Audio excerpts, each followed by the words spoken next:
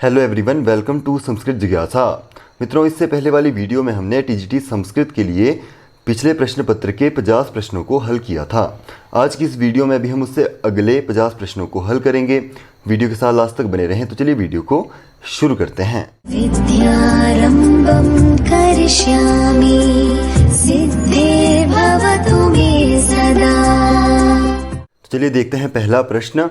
रूपक के भेदक तत्व जिनके आधार पर उनमें अंतर किया जाता है वे कितने हैं? तो रूपकों की संख्या है 10 नाट्यशास्त्र के अनुसार, और दशों का जिनके भेदक तत्वों के आधार पर उनका विभाजन किया जाता है वे भेद हैं 3।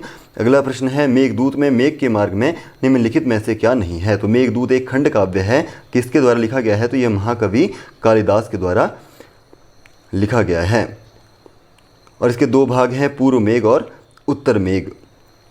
तो मेघ के मार्ग में नर्मदा नदी, विदिशा, उज्जैनी का वर्णन आता है, परंतु अयोध्या का कहीं भी वर्णन नहीं आता। तो इसमें आपका ऑप्शन नंबर डी सही उत्तर इसका हो जाएगा। अगला प्रश्न है, शुद्ध वाक्य बताइए। तो वर्षासुन गंतव्यम इनमें से सही उत्तर हो जाएगा। अगला प्रश्न है, पराभवोप्युत्सव एव मानिनाम, यह वचन किस ग्रंथ से लिया गया है? तो यह लिया गया है किरातार्जुनीयम के पहले सर्ग से। किरातार्जुनी एक महाकाव्य है जो लिखा गया है महाकवि भारवी के द्वारा।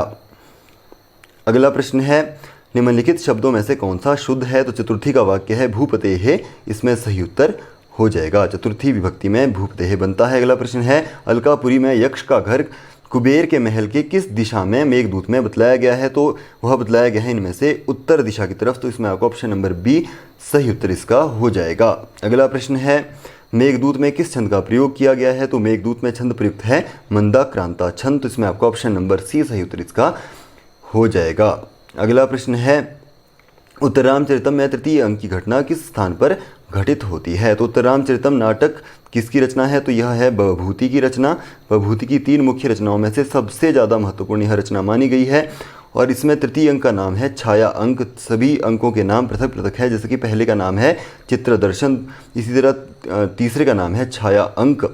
इसकी घटना दंडकारण्य के पंचवटी नामक स्थान पर यह घटित हुई है। तो इसमें आपका ऑप्शन नंबर डी सही उत्तर इसका हो जाएगा। अगला प्रश्न है, निच्चेर गच्छत्युपरि च दशा चक्रनेमि क्रमेण, यह वचन किस ग्रंथ से संबंधित है? तो यह लिया गया है मेघदूत में से। तो इसमें आपका ऑप्शन नंबर डी सही उत्तर इसका हो जाएगा। अगला प्रश्न है, उत्तरामचरितम नाटक का मंगलाचरण किस छंद में प्रयुक्त है? तो उत्तरामचरितम का मंगलाचरण है, इदम कविभ्यः पूर्वेभ्यो नमो वाक्यम प्रशासमहे वंदे महिचताम वाचम अमृतः आत्मनः कलाम। तो यह है अनुष्टुप छंद में प्रयुक्त। तो इसमें आपका ऑप्शन नंबर बी सही उत्तर इसका हो जाएगा। उत्तरामचरितम के नायक है श्री रामचंद्र, और इसमें नायिका है सीता।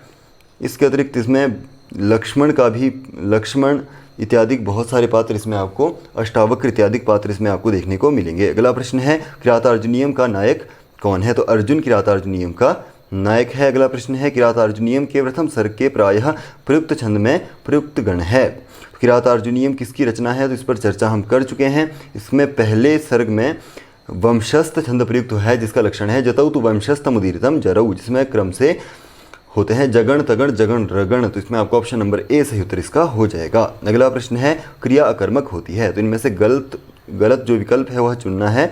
जब धातु का अर्थ बदल जाए तो यह बिल्कुल गलत है। इसमें आपका ऑप्शन नंबर ए सही उत्तर हो जाएगा। अगला विकल्प है, जब धातु के अर्थ में कर्म समाविष्ट हो, तो यह बिल्कुल सही है।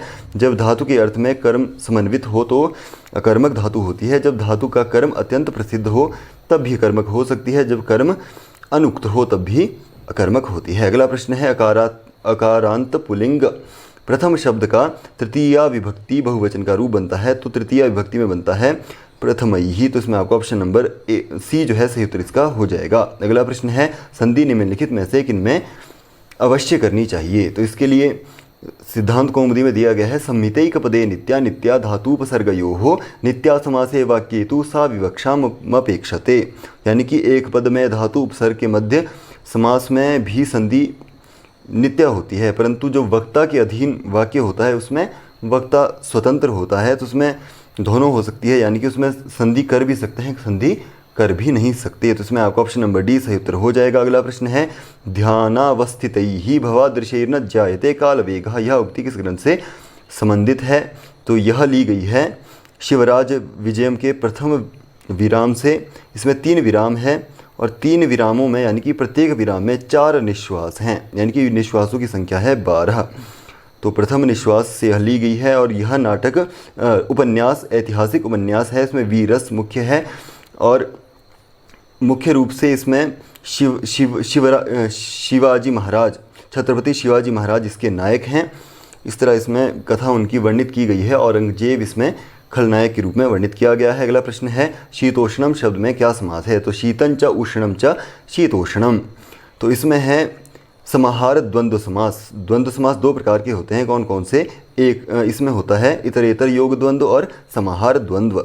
अगला प्रश्न है वामाह कुलस्याधयः, यह उक्ति किस ग्रंथ से ली गई है? तो यह ली गई है अभिज्ञान शाकुंतलम के चतुर्थ अंक से। तो इसमें आपका ऑप्शन नंबर बी सही उत्तर इसका हो जाएगा। अगला प्रश्न है निम्नलिखित में से कौन सा शब्द शुद्ध है? तो कुमार्यः, कुमार्या, कुमार्योः, यह सभी के सभी इसमें शुद्ध वर्णित किए गए हैं। डी इसका सही उत्तर होगा। अगला प्रश्न है कर्ता द्वारा अनीप्सित पदार्थ की क्या संज्ञा होती है? तो इसके लिए सूत्र है तथा युक्तम चा नीप्सितम, यानी कि अनीप्सित अर्थ में भी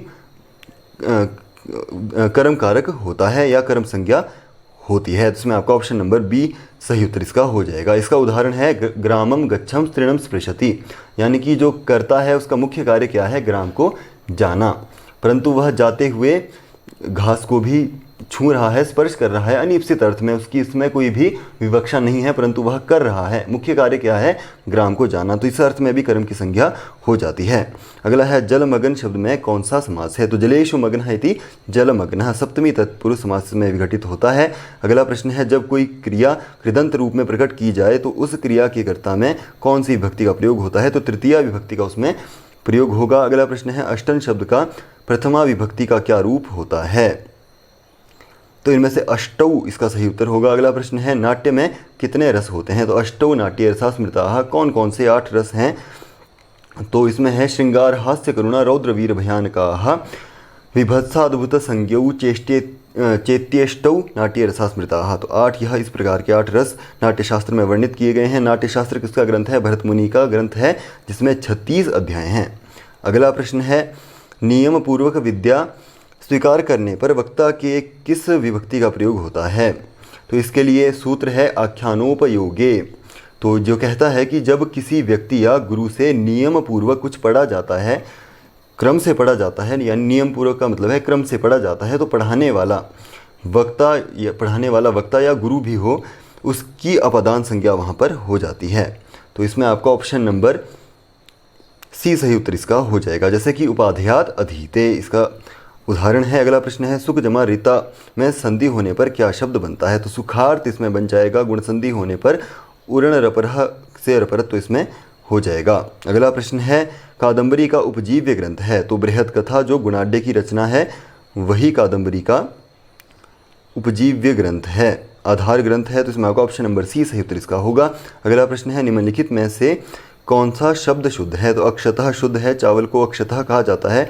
लाजह वर्षा शुद्ध है, परंतु टारा कोई भी शब्द इनमें नहीं है। तो इसमें आपको ऑप्शन नंबर बी सही उत्तर इसका हो जाएगा। अगला प्रश्न है क्रुद्ध, द्रुह, ईर्ष्या, ईर्ष्य धातुओं तथा इनके समानन अर्थ वाली धातुओं के योग में जिस पर क्रोध किया जाता है उसकी क्या संज्ञा होती है? तो इसके लिए सूत्र बहुत ज़्यादा प्रचलित है। कौन सा? क्रुद्ध, द्रुह, ईर्ष्या, सूयर्थानाम यम प्रतिक्रोधः।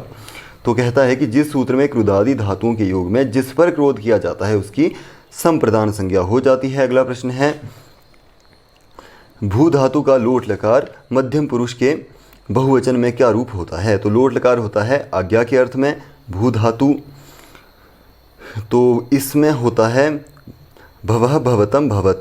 तो बहुवचन का पूछा है, तो इसमें आपका ऑप्शन नंबर ए सही उत्तर इसका हो जाएगा। अगला प्रश्न है महाकवि भवभूति की कितनी रचनाएं हैं? तो 3 रचनाएं हैं, 3 नाट्य ग्रंथ है। कौन कौन से? उत्तरामचरितम इनका सबसे प्रमुख है, जिसमें 7 अंक हैं। दूसरा है महावीर चरितम और तीसरा है मालती माधवम। तो यह इनकी 3 रचनाएं, तीनों के तीनों नाट्य ग्रंथ है। तो इसमें आपका ऑप्शन नंबर सी सही उत्तर इसका हो जाएगा। अगला प्रश्न है मेघदूत के प्रारंभ में निम्न में से किस प्रकार का मंगलाचरण किया गया है? तो मेघदूत का मंगलाचरण प्रारंभ होता है कश्चित कांता विरह गुरुणा स्वाधिकारान प्रमत्तः। तो जो है वस्तु निर्देशात्मक मंगलाचरण। मंगलाचरण 3 प्रकार के होते हैं, आशीर्वादात्मक, नमस्कारात्मक और वस्तु निर्देशात्मक। तो इससे पहले जो हमने उत्तरामचरितम का मंगलाचरण पढ़ा था, इदम कविभ्यः पूर्वेभ्यो नमो वाक्यम प्रशासमहे, तो वह आशीर्वाद नमस्कारात्मक मंगलाचरण है। उसी तरह आशीर्वादात्मक भी मंगलाचरण होते हैं। अगला प्रश्न है, निम्नलिखित में से कौन सा वाक्य शुद्ध नहीं है, शुद्ध है? तो इनमें से शुद्ध है विंशति फलानि सन्ति, ऑप्शन नंबर सी सही उत्तर इसका हो जाएगा। अगला प्रश्न है, युवन शब्द का प्रथमा बहुवचन में क्या रूप होता है? तो युवन युवनौ युवनः, तो यह है युवानः। तो युवन शब्द है नकारांत पुल्लिंग शब्द, और जो चलता है युवन युवानौ युवानः, तो इसमें आपका ऑप्शन नंबर ए सही उत्तर इसका हो जाएगा। अगला प्रश्न है, राजा शूद्रक की राजधानी का क्या नाम था? तो शूद्रक का वर्णन किस में आता है? कादंबरी। कादंबरी किसकी रचना है? तो बाणभट्ट की रचना है, जिसमें शुकनासोपदेश भी इसका प्रमुख एक कृत्य है। इसके अतिरिक्त बाणभट्ट की हर्षचरितम सबसे प्रमुख रचना रही है। बाणभट्ट की प्रमुख 5 रचनाएं हैं, जिनमें से कादंबरी हर्षचरितम बहुत ज़्यादा प्रमुख है।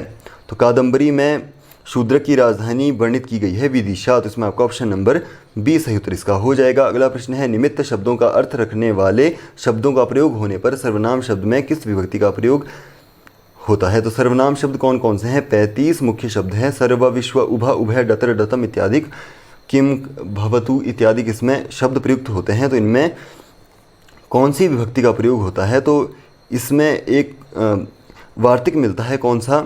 तो इसमें मिलता है निमित्त पर्याय प्रयोगे सर्वासाम प्राय दर्शनम, यानी कि निमित्तार्थक शब्द के प्रयोग में सर्वनाम शब्द के प्रायः सभी विभक्तियों का प्रयोग होता है। तो द्वितीया से लेकर सप्तमी सभी का प्रयोग इसमें हो सकता है। अगला प्रश्न है, सुप्रत्याहार में कितने प्रत्यय होते हैं? सुप्रत्याहार यानी कि सु और अंतिम में सुप जो आता है, सु ओजस अमोर्षष्टाभ्याम संगेभ्याम संगसीभ्याम संगस ओसाम गियो सुप, यह 21 प्रत्यय आते हैं। तो इसमें आपका ऑप्शन नंबर बी सही उत्तर इसका हो जाएगा। अगला प्रश्न है, अव्यय शब्दों में किस विभक्ति प्रत्यय का लोप होता है? तो इसमें सही उत्तर आपका हो जाएगा इनमें से इन सभी का, यानी कि चतुर्थी, द्वितीय, तृतीय सभी का ही लोप होता है। तो इसमें आपका ऑप्शन नंबर डी सही उत्तर इसका हो जाता है। तो सभी विभक्तियों का जो है लोप हो जाता है अव्यय शब्दों में जो प्रत्यय का लोप होता है। अगला प्रश्न है, निम्नलिखित वाक्यों में से कौन सा वाक्य शुद्ध है? तो रामे पठ्यते, तो रामेण पठ्यते यहाँ सही इसका विकल्प होता तो यह गलत है। रामः पठ्यार्थ, तो यह गलत है। सभी शुद्ध हैं तो यह भी गलत है, परंतु रामः पठति यह कर्तृवाच्य का रूप शुद्ध है। कर्ता में प्रथमा है और पठति यहाँ पर क्रिया है। अगला प्रश्न है, पुष्पधनवा किसे कहा जाता है? तो कामदेव को पंचबाण, अनंग, पुष्पधनवा इत्यादि उनके अमरकोश में नाम प्रयुक्त किए गए हैं। अगला प्रश्न है, संस्कृत वाङ्मय में सर्वप्रथम गद्य का प्रयोग किस ग्रंथ में हुआ है? तो गद्यात्मको यजुत, इसमें आपका ऑप्शन नंबर बी सही उत्तर इसका हो जाएगा। अगला प्रश्न है, तिंग प्रत्याहार में कितने प्रत्यय होते हैं?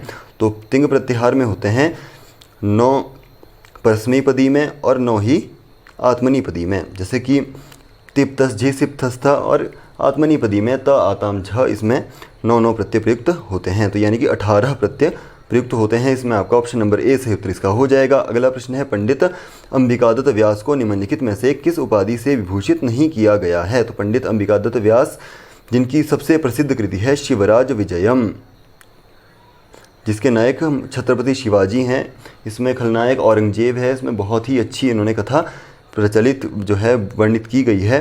तो घटिका शतक इन्हें कहा जाता है, विहार भूषण इन्हें कहा जाता है, शतावधानी भी इन्हें कहा जाता है, परंतु मीमांसाधिपति इनकी उपाधि नहीं है। तो इसमें आपका ऑप्शन नंबर डी सही उत्तर इसका हो जाएगा। अगला प्रश्न है, निम्नलिखित लौकिक प्रयोगों में कौन सा शुद्ध है, अशुद्ध है?